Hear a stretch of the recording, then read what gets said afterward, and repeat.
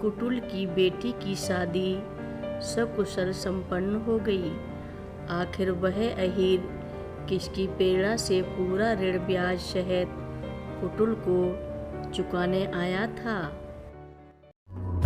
मंदाकिनी सलिल चंदन चर्चिताय नंदीश्वर प्रमथनाथ महेश्वराय मंदार पुष्प बहु पुष्प सुपूजिताय तस्मै मकाराय नमः शिवाय।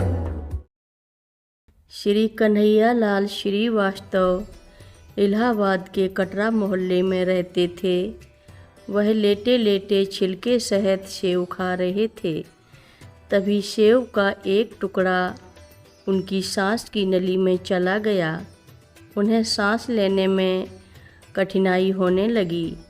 वे सेव के टुकड़े को जितना बाहर निकालने का प्रयास करते उतना ही वह भीतर चला जाता था। डॉक्टरों ने ऑपरेशन की सलाह दी। महाराज जी उस समय चर्च लेन में एक भक्त के घर ठहरे हुए थे। घर के लोग भागे भागे उनके पास गए। वे खतरनाक ऑपरेशन कराना नहीं चाहते थे। लोग बाबा जी से जान बचाने की प्रार्थना करने लगे। बाबा जी ने सहज भाव से कहा, बूढ़ा अभी नहीं मरेगा। इधर वे लोग बाबा जी के पास थे, उधर श्रीवास्तव को इतनी जोर की खांसी आई कि सेव का टुकड़ा सांस की नली से बाहर आ गया। जब घर के लोग वापस आए तो श्रीवास्तव जी स्वस्थ पाए गए। बाबा जी की कृपा से उन्हें ऑपरेशन से छुटकारा मिल गया था। लखनऊ के नजरबाग इलाके में महाराज जी अपने भक्त के घर थे।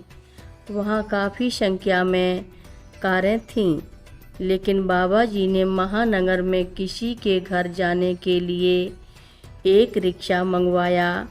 लोग बाबा जी के लिए अपनी कारें प्रस्तुत कर रहे थे, लेकिन बाबा जी ने रिक्शा से ही जाना पसंद किया।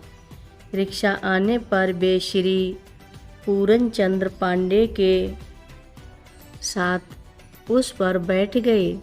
रिक्शा चलने लगा। रास्ते में उस रिक्शे वाले से कहा, महाराज जी ने तेरी घरवाली की तबीयत खराब है। हाँ सरकार, वह सख्त बीमार है। रिक्शे वाले ने कहा, चल हमें अपने घर ले चल। बाबा जी ने नम्रता से कहा।